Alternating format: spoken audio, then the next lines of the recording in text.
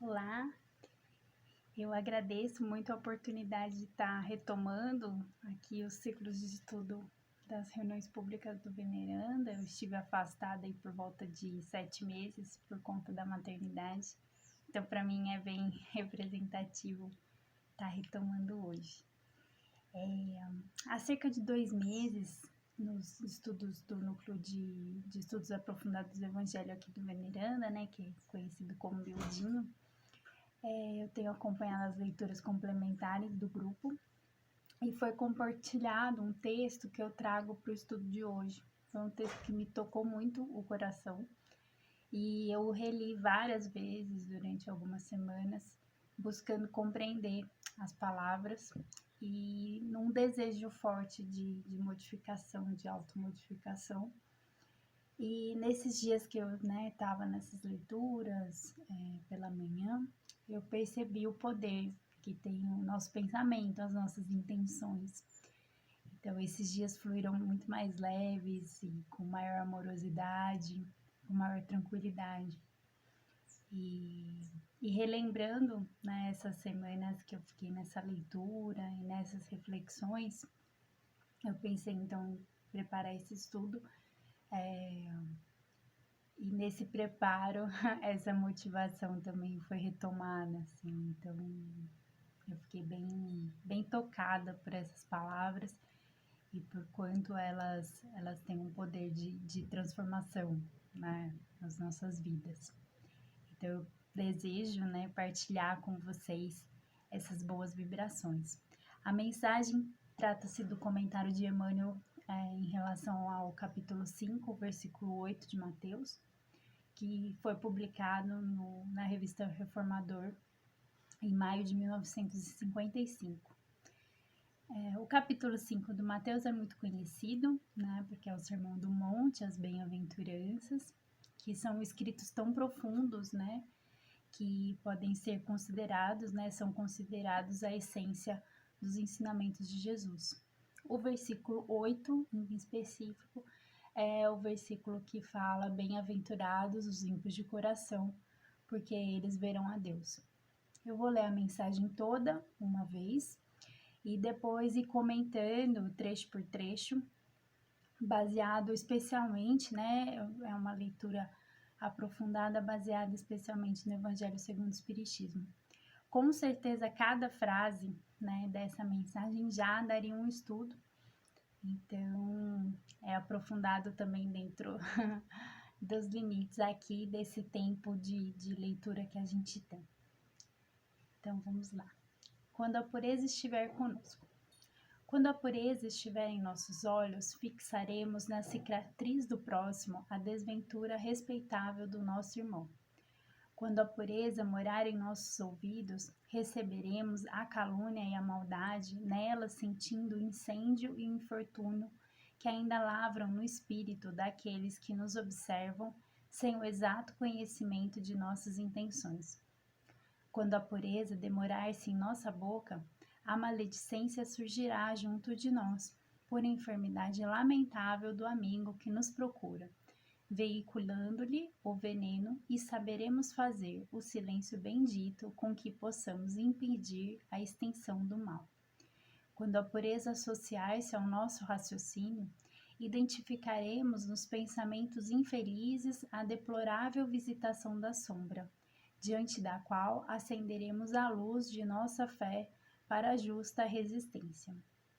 Quando a pureza respirar em nosso coração, o endurecimento espiritual jamais encontrará guarida em nossa alma, porque o calor de nosso carinho se irradiará em todas as direções, estimulando a alegria dos bons e reduzindo a infelicidade dos nossos irmãos que ainda se confiam à ignorância. Quando a pureza brilhar em nossas mãos, a preguiça não nos congelará a boa vontade e aproveitaremos as mínimas oportunidades do caminho para o abençoado serviço do amor que o Mestre nos legou. Bem-aventurados os puros de coração, proclamou o Divino Amigo. Sim, bem-aventurados os que esposam o bem para sempre, porque semelhantes trabalhadores da luz sabem converter a treva em claridade, os espinhos em flores, as pedras em pães e a própria derrota em vitória, criando invariavelmente o céu onde se encontram e apagando os variados infernos que a miséria e a crueldade inflamam na terra para tormento da vida. Então, essa é a mensagem completa. E então eu vou começar essa leitura mais detalhada, partindo frase por frase da mensagem. A primeira frase, então, é: quando a pureza estiver em nossos olhos, fixaremos na cicatriz do próximo a desventura respeitável do nosso irmão. O que me chama mais atenção, né, é a cicatriz do próximo. E o que acontece quando nos deparamos com o que consideramos erros das outras pessoas? Como que reagimos a esses erros, né? Aqui vejo um convite muito claro para a compreensão, para a empatia e para o perdão. Olhar o irmão, né? Olhar o próximo, compreendendo como um ser em evolução, assim como nós, que está travando as suas lutas internas de superação. Essas lutas, na maioria das vezes, a gente nem consegue imaginar que lutas são essas, nem compreender essa luta do outro. O Emmanuel tem uma outra mensagem que foi publicada no livro Religião dos Espíritos e que está nesses compilados, né, feitos pela Federação Espírita Brasileira, em que, né, o Evangelho segundo Emmanuel. E desse mesmo versículo, né, um outro comentário de Emmanuel sobre esse mesmo versículo, em que ele coloca que Jesus é o nosso exemplo máximo de reconhecimento da presença divina em todas as situações e criaturas. Nessa mensagem, então, Emmanuel traça, né, que Jesus conseguiu ver na manjedoura, que era considerado um lugar desprezível, ele tornou, né, a manjedoura um poema, né, de uma beleza intensa.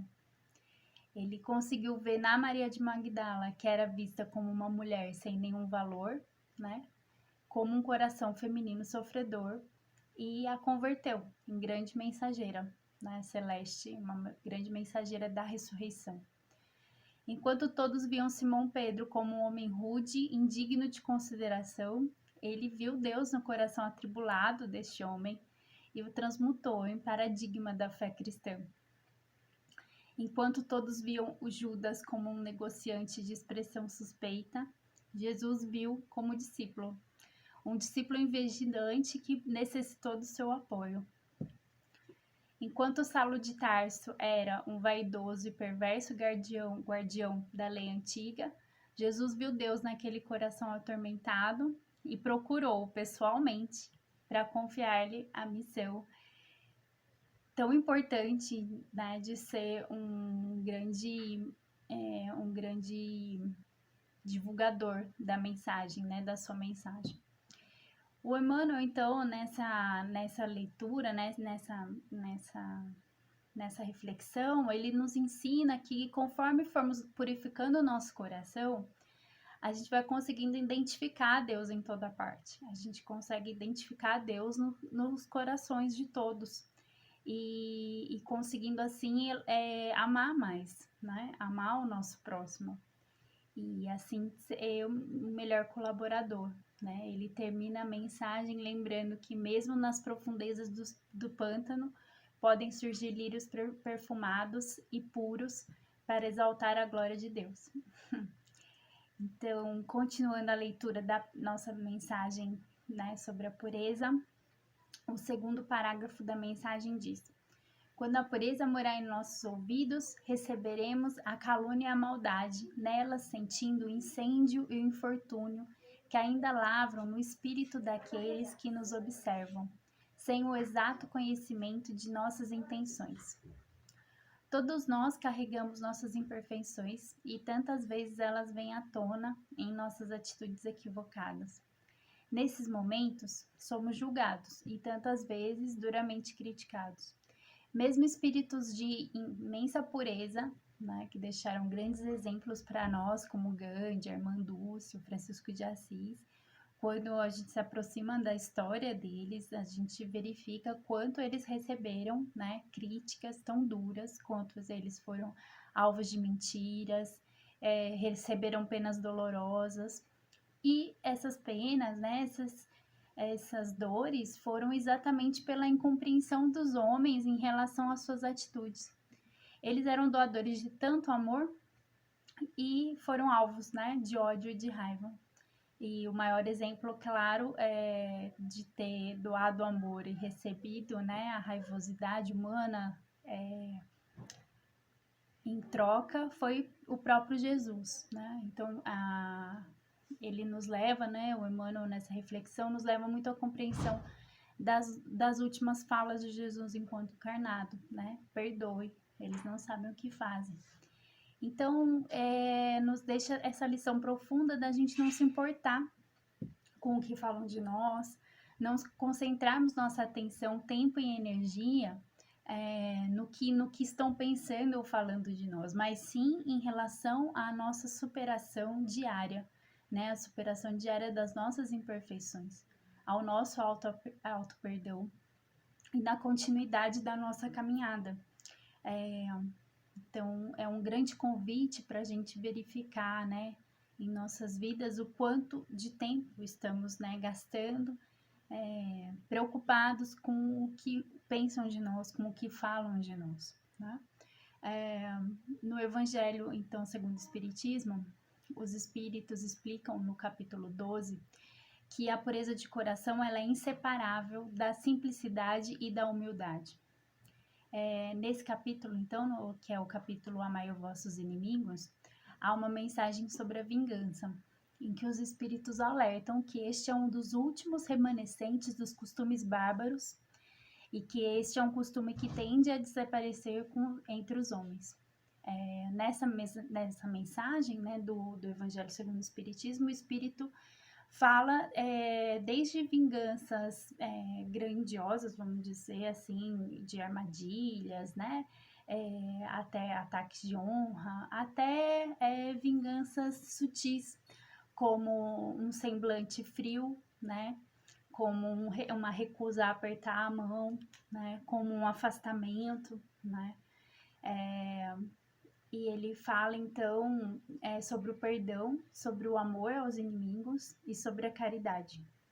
Nos lembrando, então, que todos somos membros de uma grande família. Então, quando essas críticas vêm a nós, né? Como estamos reagindo a elas, né? Perdoando, seguindo em frente, observando se essas críticas são importantes para a nossa transformação, né?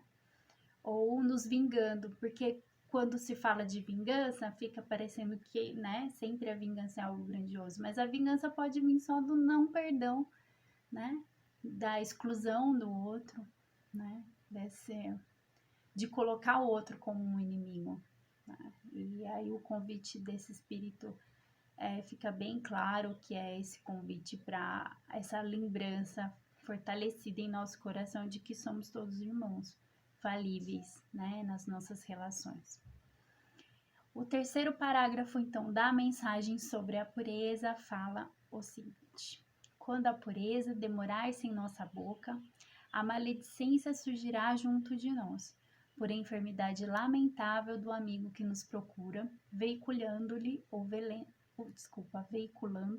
o veneno, e saberemos fazer o silêncio bendito com que possamos impedir a extensão do mal. Maledicência. Aprendemos a praticar os 3 crivos ensinados por Chico Xavier. O que eu falo é bom, é útil, é verdadeiro. Se não for, então não merece ser dito. Esse ensino nos faz pensar muito antes de falar cada palavra, né? De encher o nosso coração de amor, de paciência, de carinho.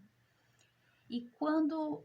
então, acho que o primeiro cuidado, né, que eu penso é esse cuidado em relação ao que eu falo, né? Então, o que eu falo tem sido útil, bom e verdadeiro. E depois, quando a fala da maledicência chega até nós, né?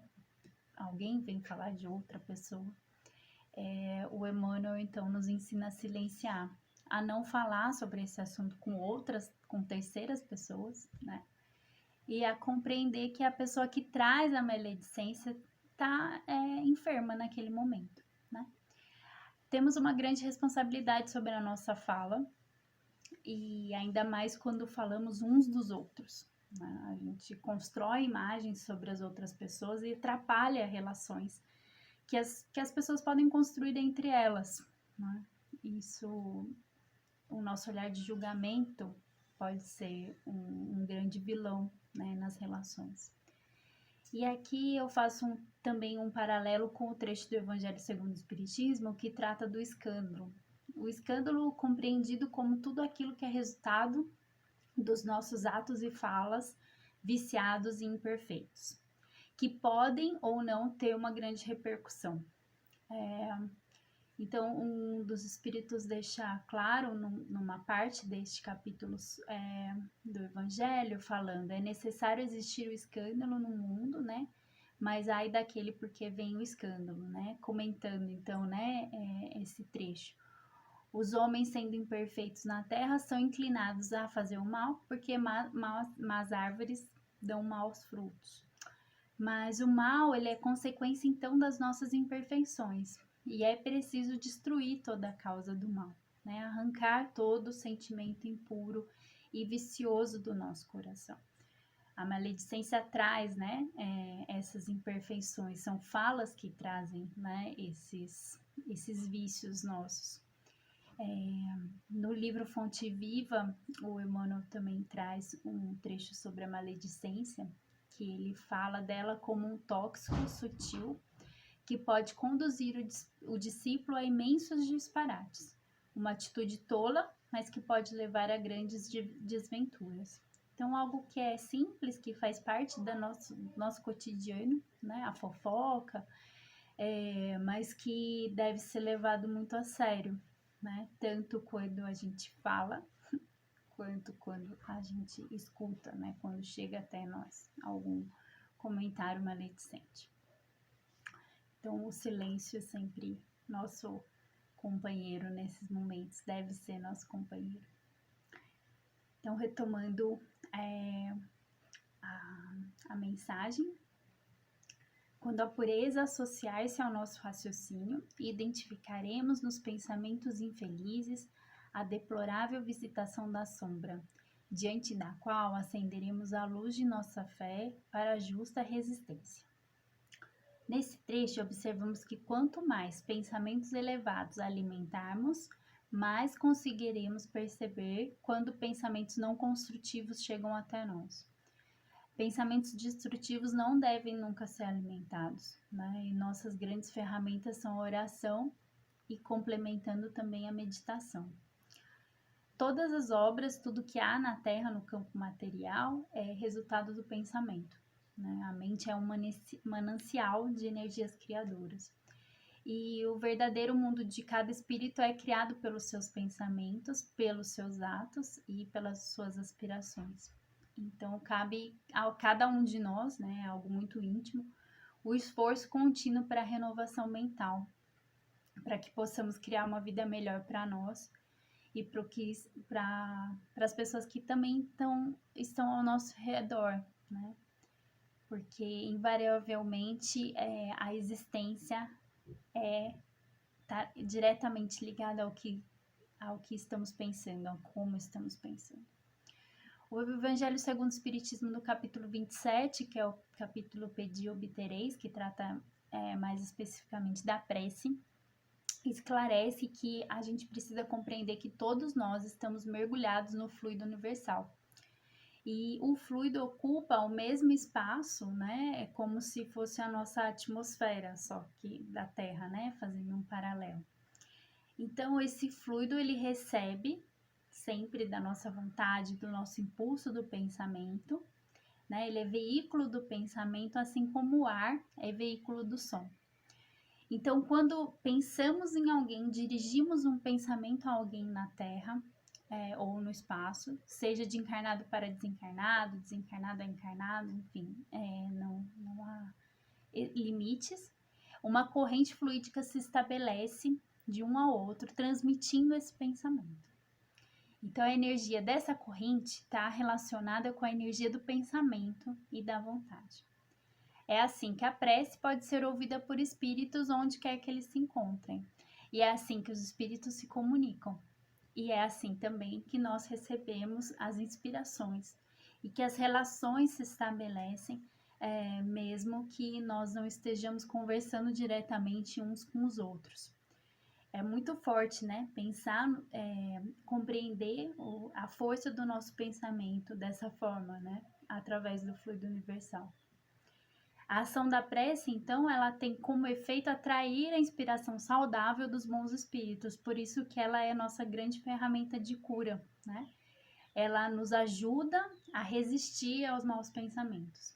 E a confiança em Deus, nesse processo, claro, de aprendermos a orar, né, de todo o nosso coração, é o primeiro passo, né, em direção ao bem, no qual todos os bons espíritos que torcem para a nossa evolução são muito felizes em nos encorajar.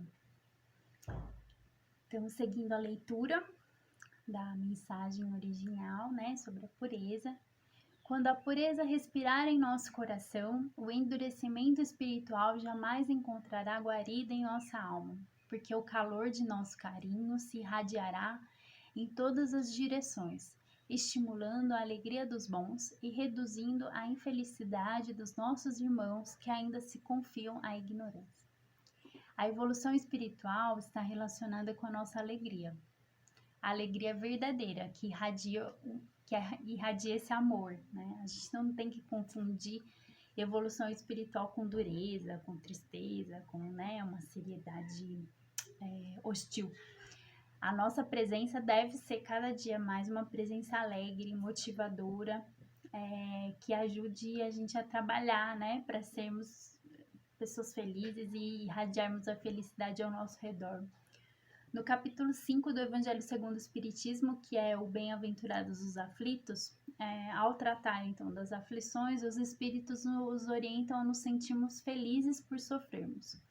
Porque as dores aqui na Terra são as dívidas das nossas faltas passadas. E essas dores, quando suportadas pacientemente, economizam séculos de sofrimento em vidas futuras. Devemos, portanto, então, ser felizes por Deus reduzir as nossas dívidas, né? Quando a dor vem, então é como uma oportunidade da gente quitar, né, alguma dívida no presente e que isso vai nos assegurar tranquilidade no futuro. Já no capítulo 24, que é o capítulo Não Coloqueis a Candeia Debaixo do Alqueire, uma das mensagens, né, dos espíritos explica que quando Jesus diz para nos alegrarmos diante das perseguições, né, geradas por causa dele, o Espírito deixa assim: sede felizes quando os homens, por querer-vos mal, vos fornecerem a ocasião de provar a sinceridade de vossa fé, pois o mal que vos fizerem virá em vosso proveito. Lastimai-vos por eles, no entanto, pela sua cegueira, e não os maldizei. Então ficam convites muito claros para a perseverança, para a abnegação, para a gratidão e principalmente para a alegria, independentemente do que esteja acontecendo em nossas vidas naquele momento. Então, retomando a mensagem, quando a pureza brilhar em nossas mãos, a preguiça não nos congelará a boa vontade, e aproveitaremos as mínimas oportunidades do caminho para o abençoado serviço do amor que o Mestre nos legou. Aqui me chama muito a atenção a boa vontade. Todos os dias somos abençoados por oportunidades de serviço, mesmo que estejamos na nossa casa, né? A nossa rotina traz oportunidades de serviço.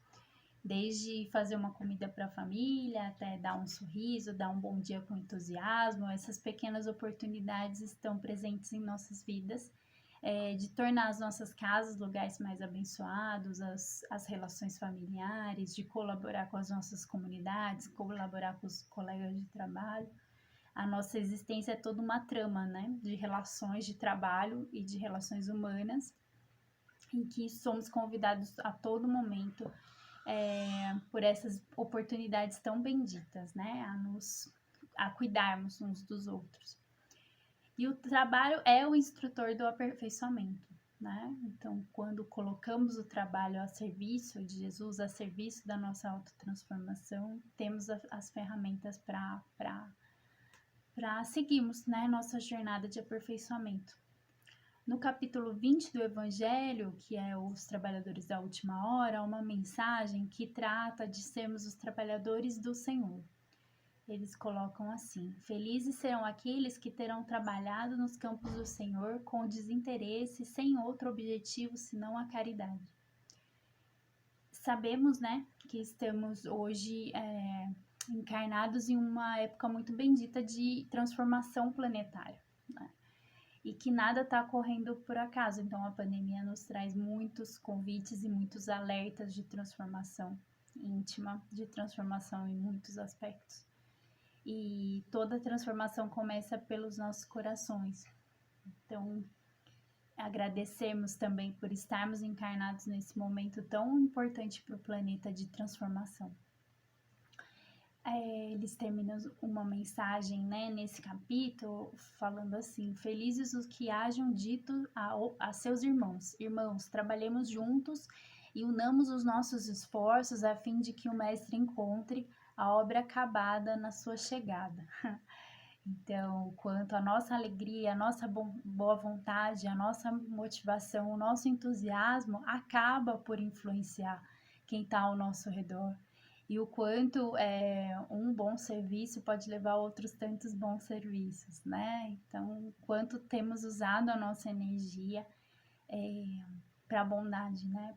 Para continuar essa jornada que Jesus nos incumbiu, né? De estarmos colaborando com a transformação dos nossos corações e consequentemente, com a transformação do planeta Terra.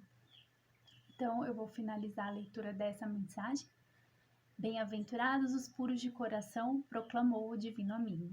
Sim, bem-aventurados os que esposam o bem para sempre, porque semelhantes trabalhadores da luz sabem converter a treva em claridade, os espinhos em flores, as pedras em pães e a própria derrota em vitória, criando invariavelmente o céu onde se encontram e apagando os mais variados infernos que a miséria e a crueldade inflamam na terra para o tormento da vida. Então a mensagem finaliza aqui e que aprendemos então, né, a transformar as nossas dores em grandes aprendizados. Eu tenho um Evangelho segundo o Espiritismo que tem alguns trechos para estudos e tem uma historinha nesse livro, né, nesse Evangelho, que foi uma edição especial, então, e que eu achei que tem uma grande relação com essa mensagem. Então, eu quero terminar esse pequeno estudo de hoje contando essa história. Então, a história da Raquel, que era uma moça de olhos muito meigos e muito sorridente, e ela estava caminhando com o instrutor espiritual dela, e ela indagou a ele: irmão querido, eu não consigo vencer a impaciência. Eu quero ainda sempre ter razão e eu discuto sempre, até provar que eu tô certa. O mestre então fez silêncio e eles seguiram caminhando. A Raquel ficou muito incomodada com aquele silêncio e perguntou: você não vai me dizer nada sobre o que eu perguntei, sobre o que eu comentei? E ele respondeu: uai, não posso dizer nada, porque se eu dizer algo, eu posso contrariá-la. Pode ser que a sua impaciente se impaciente comigo. E ela fala: não, senhor, eu jamais perderia a paciência com o senhor, como assim? E ele fala: querida, também Pedro, o apóstolo, disse que amava Jesus e jamais o negaria. No entanto, antes que o galo cantasse 3 vezes, ele o negou. Não podemos dispor do que não temos. Não tens paciência em ti para dar-me, porque se a tivesse, poderia dá-la a qualquer pessoa ou situação que atravessasse seus passos. As virtudes não são bens perecíveis, são tesouros, que nem a traça nem a ferrugem podem comer. Nesse momento, eles continuaram a caminhada e eles alcançaram um rio largo, de águas límpidas, e era um pôr do sol muito bonito. E o instrutor então seguiu falando, olhando para o rio. Um rio, ele tem águas, ele pode dar o que tem. Um rio, então, oferta águas para umedecer a terra, para fazê-la florir. O sol é luz, ele oferta a luz. A noite oferta a escuridão. A virtude é como um rio ou como um sol. Raquel, olhando também para aquela paisagem, chorou, porque compreendeu e se perguntou onde é que estava a água da paciência. As virtudes ainda não foram todas adquiridas por nós, e acabamos que não conseguimos sustentá-las nos momentos de prova. E essa sabedoria conforta o nosso íntimo, né? O íntimo de quem está na busca da espiritualização, porque é um caminho. Somos Raquel, né? Temos pela frente essa maravilhosa caminhada, que muitos já percorreram e já deixaram seus exemplos, as suas lutas. E esse caminho cada um de nós é responsável por continuá-lo, né?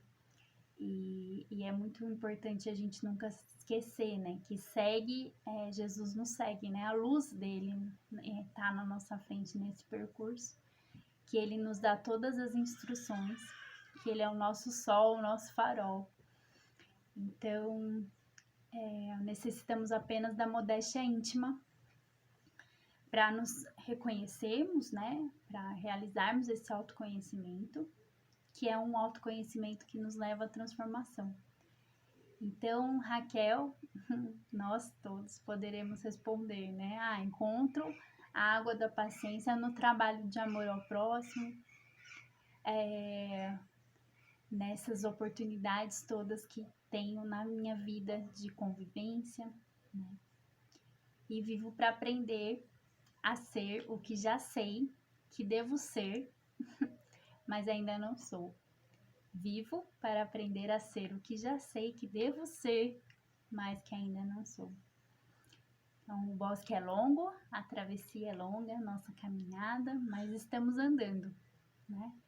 E que a paz reina no silêncio, né? Dessa hora, nessas autopercepções e nessas grandes oportunidades de transformação, que possamos estar, então, mais fortalecidos nas nossas caminhadas de mudança, de iluminação.